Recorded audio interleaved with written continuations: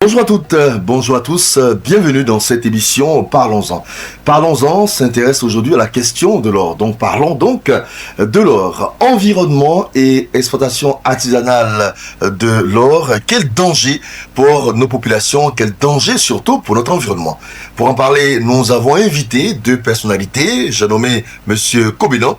Il représente le directeur régional de l'environnement du Moronou. Bonjour Monsieur Kobenan. Bonjour Monsieur Eba. Il n'est pas seul. Avec lui, Monsieur Eba, voilà, de la société, de la coopérative, j'allais dire, Nzigold de Bongouanou, qui est également là avec nous. Bonjour. Oui, bonjour, mon frère.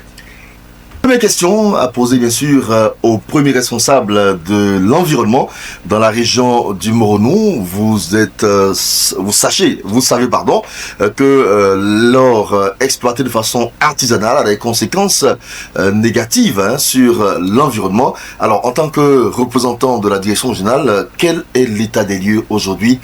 Dans quel état se trouve notre environnement? Surtout que Bongouanou est marqué par une forte activité illégale au niveau donc de l'exploitation de l'or. Merci bien Monsieur Eba pour l'invitation. L'environnement au niveau de la région du Moronou est fortement dégradé.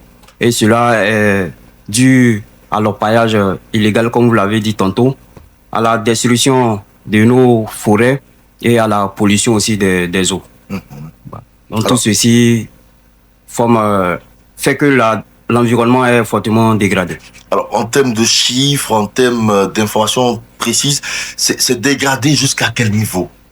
Aujourd'hui, est-ce qu'on va dire que l'eau à Bongouanou n'est plus potable du fait de cette activité donc illégale de l'exploitation artisanale de l'or?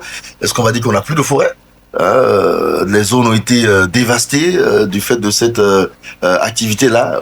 Est-ce qu'on va dire aussi que il manque de la place pour nos animaux, pour on va dire les cultures, pour les végétaux, tout cela? Donnez-nous quelques éléments d'information précises. À quel niveau est-ce que la dégradation de l'environnement est vraiment, on va dire, grave? Ouais. Bon, pour répondre à la question, il faut retenir que certes, la dégradation de l'environnement est fortement menacée, mais il existe encore des zones de forêt où l'orpaillage illégal n'est pas encore accentué à ce niveau. Voilà. Bon. Donc l'eau de consommation, je pense que elle est potable, étant donné que les structures adéquates font mains et pieds pour offrir une bonne qualité de l'eau à la population. Alors on va reprendre la question. Alors, quelles sont les principales formes visibles de dégradation liées donc à cette activité dans les zones où l'exploitation artisanale véritablement est réalisée? Il y a la pollution de l'eau. Voilà, il y a la pollution de l'eau, il y a la déforestation, la perte même des terres agricoles. Voilà, donc tout ceci. Est-ce que vous avez pu identifier les zones dans lesquelles on constate ces dégradations dans la région du Moronou? Ouais, dans la région du Moronou, il y a la sous-préfecture de Krébé. Voilà, il y a Andé aussi, surtout à Ounian-Foutou. Et Andé, Bourou-Akbaoussou et autres, qui sont des zones fortement touchées par l'exploitation. Voilà, vous avez parlé de dégradation, pollution de l'eau. À quel niveau est-ce que véritablement dans ces zones-là, il y a problème d'eau potable? Bon, véritablement, il n'y a pas de problème d'eau potable, étant donné que la SODECI a installé des forages et autres qui servent de consommation, d'eau de consommation. Donc, c'est peut-être au niveau de l'agriculture que ces facteurs-là sont menacés. Ok, donc on va dire quoi?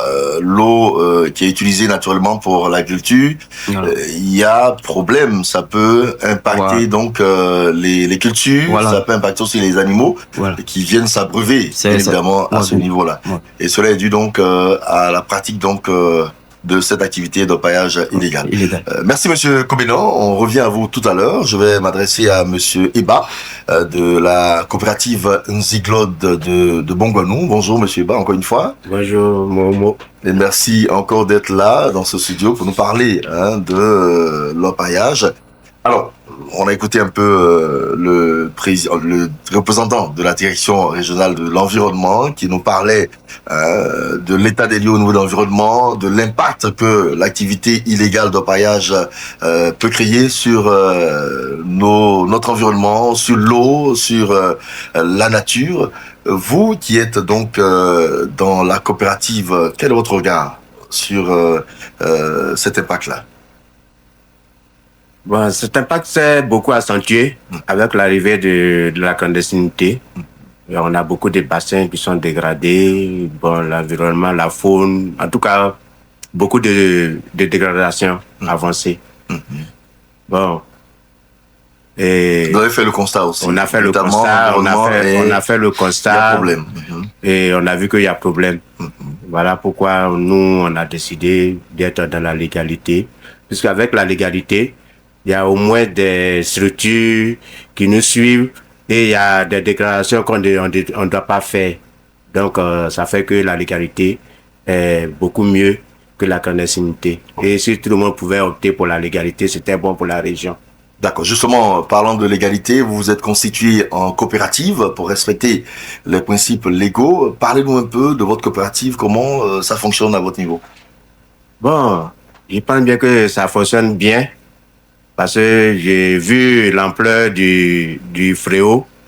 Nous avons décidé, entre nous jeunes, surtout du village d'Amounian-Foutou, se constituer en coopérative avec l'appui de Planète Gold, qui est venu vraiment nous donner des exemples. Comment vous fonctionnez en coopérative dans votre activité d'exploitation de l'or par rapport à ceux qui travaillent de façon illégale? En coopérative, c'est le minimum de respect du titre environnemental qui est vraiment suivi. Parce que nous travaillons de façon, en tout cas, légale et vraiment pas de... Vous avez tous les papiers? Tous les papiers, tout ce qu'il faut pour l'exploitation, en tout cas de l'or. Et quand tu as le papier, ça veut dire que tu es accompagné. Et je prie tout le monde, tous les frères qui veulent rentrer, dans tous nos villages, de se constituer en coopérative. Et là, les coopératives, vraiment, faut avancer. Et c'est pas aussi coûteux, c'est pas comme si vraiment, avec les coopératives, on n'arrive pas à travailler ou bien faire truc. Et les coopératives sont mieux que la clandestinité, en tout cas. Vous avez parlé du projet Planète Gold. Comment ce projet-là a affecté votre travail en tant qu'orpailleur au niveau donc de l'or? Et ce projet nous a beaucoup donné, surtout sur le plan appui, sur le plan, comment dirais-je même, la légalité, surtout l'utilisation des produits nocifs à l'agriculture et aux humains même. Et ils nous ont beaucoup donné des enseignements. Surtout l'utilisation du mercure qui est très dangereux pour les humains et même les animaux qui vivent dans les zones où le fléau est beaucoup mené. Alors avant Planète Gold, comment est-ce que vous menez votre activité? Bon, on menait des activités de façon légale parce que on a eu des documents pour pouvoir faire ce travail. Avant Planète Gold? Avant Planète Gold. Planète Gold est venu nous trouver parce qu'on était structuré. Sur le terrain, on était bien organisé. Et voilà pourquoi ils nous ont choisis. Et en Côte d'Ivoire, on dirait 5 localités qui ont été choisies par Planète Gold pour nous accompagner. Et c'est parce qu'on était bien structurés qu'ils nous ont accompagnés. D'accord. Alors, qu'est-ce qui a changé dans votre activité? Ils vous ont accompagné concrètement? Qu'est-ce qu'ils ont fait? Comment est-ce qu'ils vous ont aidé à améliorer votre activité, à être, on va dire, plus professionnel dans ce que vous faites? Comment l'accompagnement de Planète Gold a été bénéfique pour vous? Bon, ça a été bénéfique parce que c'est grâce à Planète Gold que nous sommes constitués en coopérative. Et comment gérer une coopérative? Gérer une coopérative, c'est comme gérer des entreprises. Parce que c'est des humains qui travaillent et c'est la main-d'œuvre. Il faut beaucoup. Donc, ils vous ont formé à la gestion d'une coopérative. D'une coopérative. Et actuellement, avec la coopérative Zingod, on essaie tant mieux de s'organiser, en plus de ce qu'on a, et d'avancer. D'accord. Et vous êtes satisfait de cet accompagnement avec Planète Gold? Oui, très satisfait parce que le mercure que nous-mêmes étant des artisanaux, n'utilisons pas. Mais avec l'expérience qu'on a vue, on a vu que c'était très délicat d'utiliser le mercure. Et pour la santé humaine et pour tout. Donc, vraiment, leur appui a été bienvenu. Merci beaucoup, Monsieur Eba. Vous suivez donc votre émission Parlons-en, parlons de l'or sur Radio Mono. Nous parlons d'environnement et de l'exploitation artisanale, on va dire, de l'or. Merci, auditrices, auditeurs, de rester avec nous à l'écoute de cette émission. Je rappelle que nous parlons bien sûr d'environnement et d'exploitation minière artisanale de l'or. Quel impact de cette activité sur la dégradation, on va dire, de l'environnement. Je suis avec Monsieur Kobenan de la direction régionale de l'environnement et Monsieur Eba de la coopérative Unzi Gold. Une question essentielle revient dans nos discours, dans nos propos, c'est le mercure. Voici un produit qui est utilisé dans cette activité et qui a des conséquences négatives, on va dire, sur l'environnement et même sur l'homme. On en parle maintenant avec bien sûr nos invités. Alors Monsieur Kobenan, vous qui êtes à la direction régionale donc de l'environnement, vous avez certainement fait le constat. Alors, quel est l'impact de l'utilisation du mercure dans le contexte donc de l'exploitation minière artisanale?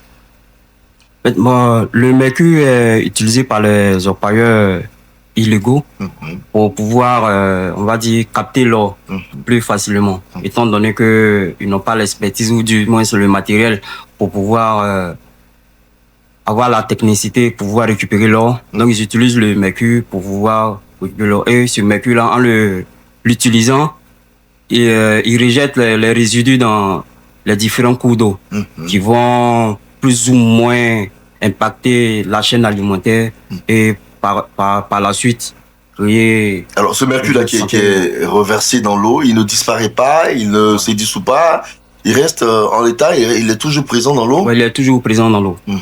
Voilà. D'où la convention de Minamata que la Côte d'Ivoire a ratifiée afin de pouvoir lutter contre... Alors, ce produit-là, quel danger réel il présente pour l'eau et au-delà pour ceux qui consomment cette eau-là? Bon, c'est un produit très dangereux et nocif. Voilà. Donc, ça va aller même aux déformations, choses congénitales et autres, aux choses, on va dire, c'est un produit dangereux en tout cas pour la santé humaine en tout cas. Donc ça agit sur la santé des hommes, ça cause des dégâts. Vous avez parlé de déformations congénitales. Alors, donc il y a beaucoup de dangers liés donc à ce produit-là. Alors Monsieur Eba, vous qui êtes dans l'activité de l'orpaillage, est-ce que vous avez conscience des dangers que présente ce produit? Oui, nous avons conscience de... Vous l'avez déjà utilisé avant? Non, on n'a jamais utilisé. Jamais, sûr? Jamais. Avant l'arrivée de Panel Gold, mais vous connaissez quand même que le produit existe? Oui, on connaît le produit. J'en ai pour l'expérience, j'en ai vu. D'avoir un peu plus d'or, non? J'en ai vu, mais on n'a jamais utilisé parce que bon, on a des systèmes simples. Quand tu suis une formation, après la formation de chantier école, c'est Kokoré. Nous avons acquis des techniques pour pouvoir vraiment extraire, même si c'est pas en quantité, mais sans le mercure. Voilà, de façon simple et accompagner. C'est les femmes même qui le faisaient pour nous. C'est-à-dire taper comme la manière nos parents trient le riz avec l'eau et puis la calebasse. Et c'est la manière, on appelle ça la battée. Et c'est ce que nous utilisons pour pouvoir vraiment extraire l'or. Alors donc, votre avis sur l'utilisation de l'eau, qu'est-ce que vous en pensez? Parce que certaines coopératives, mais enfin, j'allais dire certains exploitants estiment que avec le mercure, on arrive à capter un peu plus d'or, donc on se fait une plus grande production et donc on peut avoir beaucoup d'argent. Mais vous avez fait le choix de ne pas utiliser le mercure. Alors, si vous avez un message à adresser, qu'est-ce que vous pensez de cette utilisation pour ceux qui continuent encore d'utiliser le mercure dans leur activité minière? Bon, je peux dire que effectivement la rentabilité du mercure est énorme. Mais quand on regarde la vie humaine, contrôlée par l'argent, on voit que vraiment en utilisant le mercure, c'est la vie humaine qui est en danger. Et mieux vaut protéger la vie humaine que d'avoir l'argent et puis aller dans les hôpitaux pour des cancers qu'on ne peut pas opérer et tu peux mourir à la suite. Donc je préfère vraiment ne pas utiliser, vivre sain et puis avoir le peu que Dieu me donne. Voilà, donc vous protégez vos familles, vous protégez vos employés aussi, et vous protégez donc l'environnement en refusant catégoriquement d'utiliser donc le mercure. Monsieur Kobinan, il y a toujours des brebis galeuses dans tout corps de métier. L'État de Côte d'Ivoire dit de ne pas utiliser, mais il y a certains qui utilisent. Alors, quelles sont les sanctions d'abord, et puis ensuite on va parler des normes qui ont été édictées pour cette activité donc artisanale. Quelles sont les sanctions qui sont prévues par la loi pour ceux qui ne respectent pas l'interdiction d'utiliser, ou bien vous préférez qu'on parle d'abord des normes prescrites et puis ensuite des sanctions pour ceux qui ne... Ok, allons-y donc. Quelles sont les normes en matière donc de légalité? Qu'est-ce que l'État dit pour l'exercice de l'activité minière? Merci bien, monsieur Eba. Pour l'exercice de l'activité minière, faut dire que il y a deux textes de loi il y a la loi portant code de l'environnement et il y a la loi portant code minier. Et ces différents codes-là structurent, on va dire, l'activité de l'exploitation minière en Côte d'Ivoire. Allons-y. On peut voir on va dire le contenu de ces textes de loi. Bon, pour le code de l'environnement, il faut faire d'abord une étude d'impact environnemental qui va cerner tout le contour afin de pouvoir protéger l'environnement. Voilà. Et puis le code minier aussi, par rapport à une exploitation artisanale ou une exploitation semi-industrielle, mais les garde-fous pour pouvoir protéger l'environnement. Les garde-fous, c'est-à-dire, expliquez-nous un peu. Les barrières, c'est-à-dire les mesures qu'il faut pouvoir exploiter légalement le sous-sol ivoirien. Quelles sont ces mesures-là? Voilà. Ne pas, par exemple, utiliser le mercure pour ce qui est de l'artisanal, de l'exploitation artisanale. Et puis, d'accord. Est-ce qu'il y a un autre produit qui est conseillé pour les exploitants en dehors du mercure? Non, pour l'exploitation, il n'y a pas de produit. Il y a d'autres techniques qui sont conseillées, mais pas avec le mercure. L'utilisation de produits chimiques même est interdite dans l'exploitation de l'eau. D'accord. Alors, on va parler des sanctions maintenant. Ceux qui ne respectent pas ces normes-là, qu'est-ce qu'ils encourent comme sanctions? Pour ce qui est des sanctions, il y a des sanctions administratives et des sanctions pénales. Pour ce qui est des sanctions administratives, on peut aller dans la mise en demeure, on peut aller au retrait même des permis d'exploitation. Voilà. D'accord. Il y a des peines d'emprisonnement. Si, il y a des peines d'emprisonnement qui peuvent aller à 2 à 5 ans d'emprisonnement. Juste 5 ans pour des gens qui vont sacrifier la vie des personnes pendant des années. C'est ce que vous avez parlé de problèmes congénital, monsieur Eba a parlé de cancer, juste 5 ans. C'est ce que le législateur pour le moment a décidé. Et d'une amende de 500 000 à... Et toute la manne qu'il collecte là, seulement 500 000. 500 000 à... mais tu peux pas 10 au moins. Bon. Peut-être qu'on portera... Juste pour vous taquiner un peu. Voilà. En tout cas, il y a des mesures qui sont donc édictées pour éviter à nos parents, à nos exploitants de travailler dans l'illégalité. En tout cas, merci beaucoup, monsieur Kobinan. Alors, est-ce que vous êtes conscient de ces règles de loi, monsieur Zigot? Est-ce que vous les respectez, vous les appliquez? Oui, nous les respectons, nous les appliquons. Parce que, vu la dangerosité du mercure, il faudrait que vraiment ces lois puissent être appliquées sur le terrain. Et c'est ce que le ministère fait quand il est autorisé en tout cas. Mais pour ceux qui ne sont pas autorisés, là, on ne sait pas quelles sanctions. Mais néanmoins, pour nous qui sommes autorisés, nous veillons à ça. Et voilà pourquoi j'ai dit, je remercie toujours Planète God d'avoir accepté de nous accompagner. Surtout, ils ont à l'avenir nous envoyé du matériel, en tout cas pour pouvoir avoir beaucoup de rentabilité sur le terrain, travailler sans utiliser le mercure et avoir beaucoup de rentabilité. Et ce matériel sera le bienvenu sur nos terrains parce que si on a ça, et on va même pas passer de mercure, de quoi que ce soit, de produits nocifs. Et les autres frères, les autres exploitants aussi vont s'acquérir du matériel qu'on va installer pour pouvoir vraiment faire les demandes, pour pouvoir avoir ce matériel aussi. D'accord. Alors, Parlons donc de vos difficultés, puisque vous parlez de matériel, d'appui technique par le projet Planet Gold. Dans votre quotidien, dans votre activité, quels sont les problèmes que vous rencontrez, quelles sont les difficultés que vous avez concrètement sur le terrain? Surtout que vous êtes sous la forme artisanale, c'est sûr que l'équipement peut-être fait défaut. Vous en avez parlé tout à l'heure, vous remerciez Planet Gold pour l'appui, l'accompagnement qu'il vous apporte. Vraiment, on a des difficultés sur le plan financier et surtout sur le plan de la main-d'œuvre. Parce que la majorité des jeunes qui sont dans les villages, ici connaissent, mais ils préfèrent la clandestinité que être dans la légalité. Selon vous, pourquoi ils font ce choix? Bon, ils se disent que là-bas, ils gagnent plus et ils sont pas emmerdés. Bon. Dans l'illégalité, c'est moins merdé. Ouais, mais c'est ce qu'ils se disent. Oh, ils pensent bien qu'ils sont encore plus emmerdés que. Ils sont plus exposés à la loi. Voilà, la loi, la mairie, on court derrière eux, tout ça, c'est pas bien. Et j'aimerais même qu'ils s'organisent en coopérative. Pour créer une coopérative éminée, c'est pas aussi compliqué. C'est pas aussi compliqué. Et c'est pas aussi coûteux.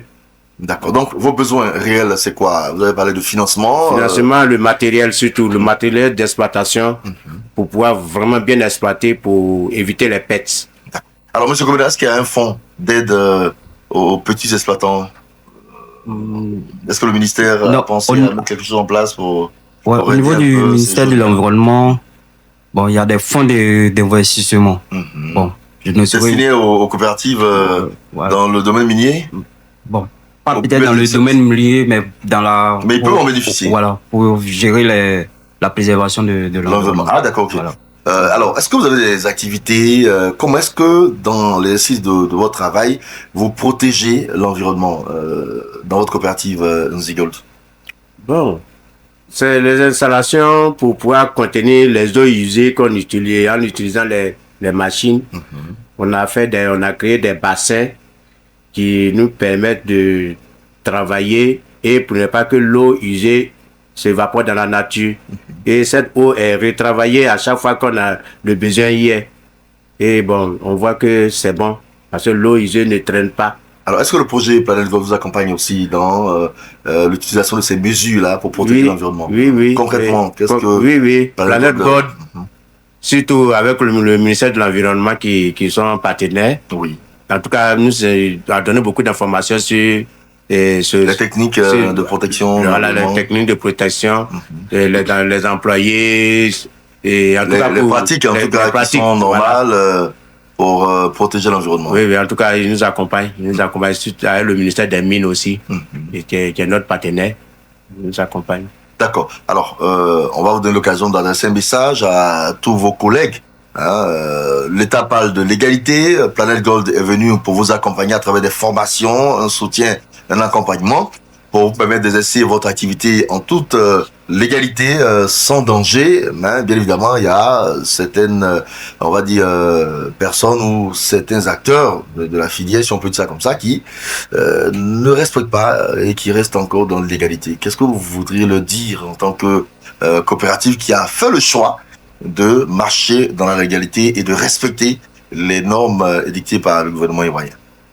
Bon, c'est de tout donner l'information pour que vraiment nos jeunes des villages qui veulent vraiment se constituer en coopérative puissent le faire parce que c'est simple et c'est pas compliqué. Et il y a des villages même qui ont compris, qui sont en train de s'organiser pour créer les coopératives. Les petits groupes ont commencé à se constituer et ça c'est très bien et c'est l'avenir même de l'orpaillage même dans le Moronou, les coopératives. Parce qu'avec les coopératives, les agréments sont rapidement attribués et vraiment il n'y a pas beaucoup de complications, surtout quand on est en coopérative. Et la création de la coopérative aussi n'est pas aussi compliquée que ça. Voilà, maintenant, s'ils ont besoin d'informations, nous on est à Oignon Foutou. La coopérative est basée à Oignon Foutou, Nzigold. Et tout le monde connaît avec les jeunes du village qu'on travaille. S'ils ont besoin des renseignements, moi je suis à Bongwanou, ils peuvent vraiment m'approcher. Et puis bon, nous allons discuter et puis voir comment on peut faire pour que tous les villages du Moronou aient leur coopérative, pour ne pas que nos ressources se dispersent. Voilà. Donc c'est un peu ça. Merci beaucoup, monsieur Eba. Je rappelle encore une fois, fidèle auditrice auditeur, que vous êtes à votre émission Parlons-en. Nous parlons aujourd'hui de l'or et vous êtes sur Radio Moro. Merci encore une fois à l'ONG Impact et à l'ONG CASE pour leur implication dans la préservation de l'environnement à travers donc le projet Planet Gold. Vous êtes donc à votre émission Parlons-en, parlant de l'or, et nous sommes avec monsieur Kobinan de la direction régionale de l'environnement et monsieur Eba de la coopérative Onzi Gold. Monsieur Kobinan, nous allons donc venir encore une fois à vous, solliciter vos explications. Alors, quels sont les principaux défis, parce qu'aujourd'hui la question essentielle c'est de l'environnement. Vous l'avez indiqué dans vos propos en début d'émission, cette activité artisanale de l'or impacte négativement donc l'environnement. Alors, quels sont les principaux défis auxquels vous êtes confrontés, parce qu'il faut protéger bien sûr cet environnement, dans la protection de l'environnement. Les principaux défis, c'est, comme on l'a dit tantôt, c'est l'orpaillage illégal. Si nous avons arrivons à interdire, si nous avons à éradiquer ce phénomène pour passer de l'orpaillage illégal à l'orpaillage légal, je pense que l'environnement va mieux se porter dans la région du Moronou. Alors, est-ce qu'on va dire que dans le Moronou, il y a plus d'orpailleurs illégaux que d'orpailleurs légaux? Selon notre constat, selon notre constat, il y a plus d'orpaillage illégaux. Donc c'est un grand défi à relever pour pouvoir les emmener à entrer dans la légalité. Et d'autres défis encore Il y a la pollution de l'eau, comme nous l'avons dit tantôt. Il y a la dégradation des sols, étant donné que les sols ne sont pas refermés après leur passage. Donc tout ceci entraîne... Alors, quelles sont les solutions concrètes que vous recommandez pour réduire donc ces impacts, pour protéger l'environnement? Donc pour les solutions concrètes, c'est comme M. Eba l'a dit, amener ceux qui sont dans la clandestinité, dans l'illégalité, à se constituer en coopérative. Voilà, afin de pouvoir maîtriser cette masse de personnes qui se donnent à l'illégalité. Voilà, il y a aussi l'interdiction des produits chimiques dans l'exploitation minière. Et il y a aussi la formalisation des différents acteurs. Donc c'est en ce sens que nous saluons le projet Planet Gold, qui est une très belle initiative. Alors justement, comment vous appréciez donc, quel est votre avis sur les initiatives menées par le projet Planet Gold Côte d'Ivoire? C'est une très belle initiative. Donc cela, comme M. Eba l'a dit, permet aux acteurs de pouvoir se constituer en coopérative afin de pouvoir être mieux encadrés et adopter les meilleures techniques afin d'éviter de dégrader l'environnement. Donc c'est un projet qui est bienvenu. C'est un projet. Et on sent réellement son impact sur l'activité de l'orpaillage dans la région du Moronou. Oui. Alors, nous allons terminer cette émission, chers invités, tout en vous remerciant d'avoir accepté de vous prêter à nos différentes questions. La question essentielle autour de laquelle nous allons échanger, c'est bien sûr l'environnement et l'exploitation artisanale de l'or et bien l'impact de cette activité-là sur l'environnement. On vient de faire le constat, cette activité a des conséquences néfastes sur notre environnement.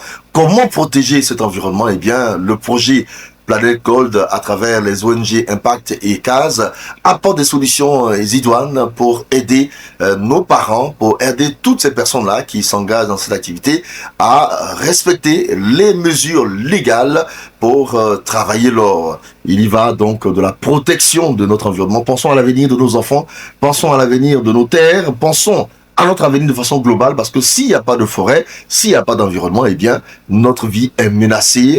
Il y a des conséquences terribles. On parle de cancer, on parle de déformation, on parle de bien d'autres maladies qui ne sont pas visibles, mais qui arrivent à cause de l'eau qui a été polluée par des produits chimiques qui ne sont pas autorisés dans l'exploitation de l'or. Espérons que toutes les informations qui ont été données ici ont été utiles pour vous et que vous allez vous engager, chers acteurs de la filière minière, si je peux me permettre de le dire ainsi.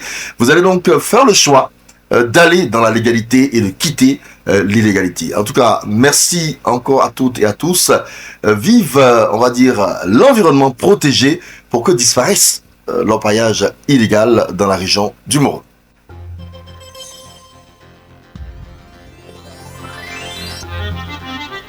Parlons-en, votre table ronde sur la radio.